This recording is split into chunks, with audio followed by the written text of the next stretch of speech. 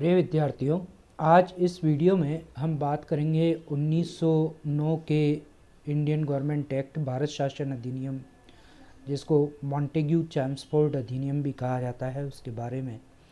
इस अधिनियम के बारे में बात करें उससे पहले मैं आपको ये बताना चाहूँगा कि 1909 का जो मॉडल मिंटो रिफॉर्म एक्ट आया, उसके बाद जो तिलक का स्वदेशी और बहिष्कार का आंदोलन था, वो धीरे धीरे कमज़ोर पड़ता चला गया। और 1916 के आसपास जब लोकमान्य बाल गंगाधर तिलक की मृत्यु हो गई, उसके बाद ये जो चरमपंथी कांग्रेस का धड़ा था वह वापस कमज़ोर सा होने लगा।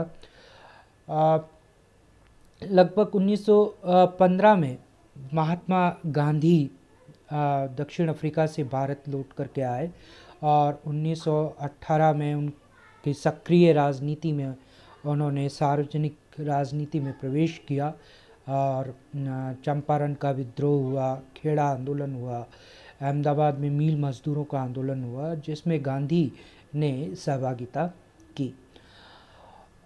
ये जो गांधी का पदार्पण था और उसके बाद हम जानते हैं कि अप्रैल 1919 में 13 अप्रैल 1919 को जलियांवाला बाग कांड हुआ और उसके बाद रॉलेट एक्ट आया। ये सारी जो घटनाएं हुई और उसके बाद गांधी ने जब कांग्रेस में प्रवेश किया तो आंदोलन में एक नई ताजगी आई। एक जो भारतीयों का जो अंग्रेज़ों के विरुद्ध जो आंदोलन था उसमें और तेज़ी आई और इन सब के परिणाम स्वरूप अंग्रेजी शासन अब और भारतीयों के लिए कुछ सुधारों की ओर अग्रसर हुआ। दरअसल जब हम इन सारे एक्ट को पढ़ते हैं तो हमें ये ध्यान रखना चाहिए कि जब जब मूवमेंट में, राष्ट्रीय आंदोलन में या स्वतंत्रता के आंदोलन में जब जब कोई बड़ी चीज़ होती थी तो वो सुधार रूपी रोटियां जो है वो भारतीयों के सामने फेंकने की कोशिश करते थे कि कुछ सुधार दिखा दो ताकि मूवमेंट कमज़ोर हो जाए। 1919 का जो मॉन्टेग्यू चैम्सफोर्ड अधिनियम है, जिसे भारत शासन अधिनियम भी कहा जाता है, क्योंकि इसके द्वारा ये तय किया गया कि अब भारत का शासन भविष्य में किस रूप में शासित होगा। तो ये एक बड़ा महत्वपूर्ण अधिनियम है। इस वीडियो में हम इसकी कुछ मुख्य बातों के बारे में बात करेंगे कि इसकी कुछ मुख्य जो बिंदु हैं 1919 के एक्ट के, उसके बारे में बात करते हैं। सबसे बड़ी बात 1919 के भारत शासन अधिनियम या मॉन्टेग्यू चैम्सफोर्ड अधिनियम की ये थी कि इसके द्वारा प्रांतों में द्वैध शासन लगा दिया गया।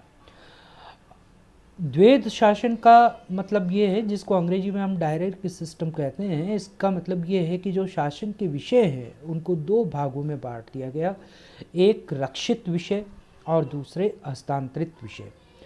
जो रक्षित विषय थे वो प्रांतों के गवर्नर और उसकी एग्जीक्यूटिव या उसकी परिषद को सौंपे गए और इन रक्षित विषयों पर व्यवस्थापिका का या प्रांतीय व्यवस्थापिकाओं का कोई भी नियंत्रण नहीं होता था।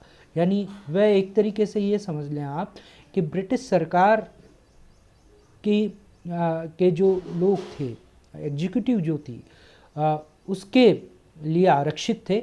वे ही उस पर कानून बना सकते थे, वे ही उन पर नियम बना सकते थे। उन विषयों पर कानून बनाने का अधिकार लेजिस्लेचर या व्यवस्थापिकाओं को नहीं दिया गया। जबकि जो हस्तांतरित विषय थे, उन हस्तांतरित विषयों पर भारत के मंत्री या जिन्हें लोकप्रिय मंत्री कहा जाता था, वो भी कानून बना सकते थे। व्यवस्थापिकाएं भी उन पर बात कर सकती थी। वो हस्तांतरित विषय थे। शिक्षा, स्वास्थ्य आदि ये हस्तांतरित विषय थे, जबकि पुलिस, जेल, न्याय, वित्त, राजस्व ये जो महत्वपूर्ण विषय थे, ये सब आरक्षित विषयों की श्रेणी में रखे गए। 1919 के इस एक्ट में दूसरी महत्वपूर्ण बात ये हुई कि प्रांतों की जो कार्यकारिणी परिषद थी, वायसराय की जो कार्यकारिणी परिषद थी, जो एग्जीक्यूटिव थी, उसमें भारतीयों की भी नियुक्ति होने लगी। ये इससे पहले नहीं होता था। इससे पहले सेंटर में तो ये शुरू हो गया 1909 के एक्ट में, लेकिन 1919 के एक्ट में प्रांतों की जो गवर्नर की एग्जीक्यूटिव होती थी उसमें भी अब भारतीयों की नियुक्ति होने लगी।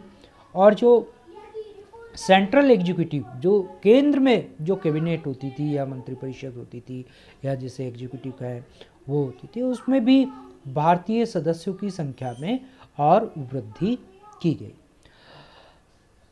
तीसरी बात 1919 के एक्ट में ये हुई कि केंद्रीय विधान परिषद का विस्तार किया गया,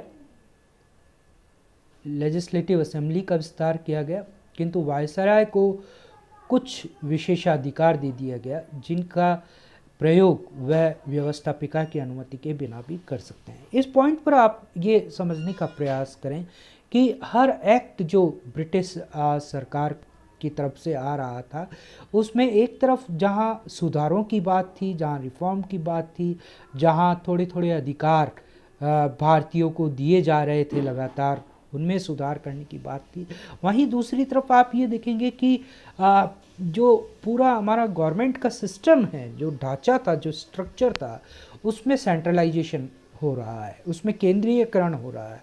वायसराय को ज़्यादा से ज़्यादा शक्तिशाली बनाने का प्रयास भी किया जा रहा है। जहाँ एक तरफ ऑटोनॉमी की बात चल रही है, वहीं दूसरी तरफ वायसराय को और को शक्तिशाली बनाकर केंद्रीय सत्ता, सेंट्रल अथॉरिटी को मजबूत करने का प्रयास इन एक्ट के द्वारा हो रहा है। ये बिंदु इसी ओर इशारा करता है कि जहां एक तरफ सेंट्रल लेजिस्लेचर के सदस्य संख्या में विस्तार किया गया, वहीं दूसरी तरफ वायसराय को ये विशेषाधिकार दे दिया गया कि वो बिना लेजिस्लेचर की अनुमति के भी कई जो है निर्णय ले सकता था।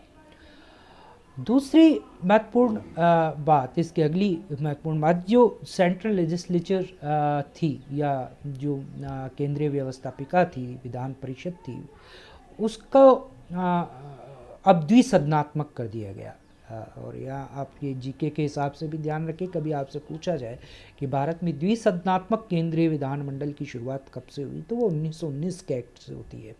2 सदन बनाए गए, पार्लियामेंट के, सेंट्रल लेजिस्लेचर के या केंद्रीय विधानमंडल के। पहला जो निम्न सदन था वो केंद्रीय विधान सभा कहा गया, उसको सेंट्रल लेजिस्लेटिव असेंबली कहा गया। और दूसरी तरफ जो दूसरा द्वितीय सदन था, जो उच्च सदन था, उसको राज्य परिषद, स्टेट काउंसिल कहा गया। इसको अगर आप समझना चाहें तो केंद्रीय विधानसभा आज की लोकसभा है और जो राज्य परिषद है वो आज की राज्यसभा है, लेकिन उस समय नाम जो थे वो सेंट्रल लेजिस्लेटिव असेंबली, केंद्रीय विधानसभा, और दूसरी तरफ स्टेट काउंसिल, उसका नामकरण किया गया था। तो ये 2 सदन किए गए। केंद्रीय विधानसभा में कुल 145 सदस्य संख्या हो सकती थी 1919 के एक्ट के अधीन, और राज्य परिषद में जो कुल सदस्य संख्या थी वो 60 हो सकती थी। केंद्रीय विधानसभा में जो 145 सदस्य होते थे उसमें से 103 निर्वाचित और 42 मनोनीत होते थे, जबकि जो राज्य परिषद थी उसमें 33 सदस्य निर्वाचित और 27 जो है वो मनोनीत होते थे, और ये मनोनीत गवर्नर जनरल के द्वारा किए जाते थे। जैसे आज राष्ट्रपति मनोनीत करता है 2 एंग्लो इंडियन सदस्यों को लोकसभा में और 12 सदस्यों को राज्यसभा में। फिर भारत शासन अधिनियम 1919 या मॉन्टेग्यू चेम्सफोर्ड अधिनियम के द्वारा भारत में पहली बार नींव रखी गई फेडरल सिस्टम की। शक्तियों का विभाजन किया गया केंद्र, और ये शक्तियों का विभाजन केंद्र और राज्यों के मध्य किया गया। जो मताधिकार था वो मताधिकार का विस्तार किया गया, और अब लगभग 10% भारतीयों को निर्वाचन का या मत देने का अधिकार दिया गया। केवल लेकिन ये कोई बहुत बड़ा प्रतिशत नहीं है, लेकिन ये 1919 के एक्ट में ये प्रयास किया गया कि 10% भारतीयों को मत देने का अधिकार हो। यहाँ पर आपको ये ध्यान रखना है कि ये जो मताधिकार का आधार था वो आधार संपत्ति था, प्रॉपर्टी था। प्रॉपर्टी के आधार पर लैंड कितनी बड़ी है, उस आधार पर लोगों को मत देने का अधिकार दिया गया। इस 1919 के एक्ट की अगली बात ये थी कि जो 1909 के एक्ट में हमने देखा था, पार्लियामेंट्री रिफॉर्म एक्ट में जो चीज़ हमने देखी थी कि सेपरेट इलेक्टोरल सिस्टम, पृथक निर्वाचन की जो व्यवस्था है वो शुरू हुई और वो मुसलमानों के लिए थी 1909 के एक्ट में।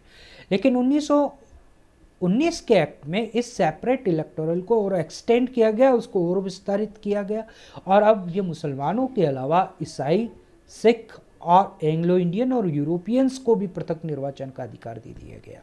तो ये और समाज को विभाजित करने की ओर अगला कदम था कि अब मुसलमानों के अलावा ईसाइयों को, सिखों को, एंग्लो इंडियंस और यूरोपियन को भी पृथक निर्वाचन का अधिकार 1919 के इस एक्ट के द्वारा मिला। अगली महत्वपूर्ण बात 1919 के एक्ट की ये थी कि इसके द्वारा लोक सेवा आयोग के गठन का प्रावधान किया गया। पब्लिक सर्विस कमीशन, यूपीएससी जो आज है हमारे सामने, वो उसके गठन का सबसे पहला प्रावधान जो है 1919 के एक्ट में किया गया। फिर इंग्लैंड में भारत के हाई कमिश्नर की नियुक्ति की गई। ये एक तरह के जिसे हम कहते हैं राजदूत व्यवस्था के अंतर्गत इंग्लैंड में भारत के लिए हाई कमिश्नर की नियुक्ति की गई। और अगली महत्वपूर्ण बात इस एक्ट की ये थी कि जो प्रांतीय गवर्नर होते थे उनको ये निर्देश दिया गया कि वह प्रांतों की अपने एग्जीक्यूटिव के जो मंत्री हैं, खासकर जो भारतीय सदस्य हैं, जो मंत्री हैं, उनकी सलाह को माने। ये एक निर्देश इस एक्ट के द्वारा दिया गया।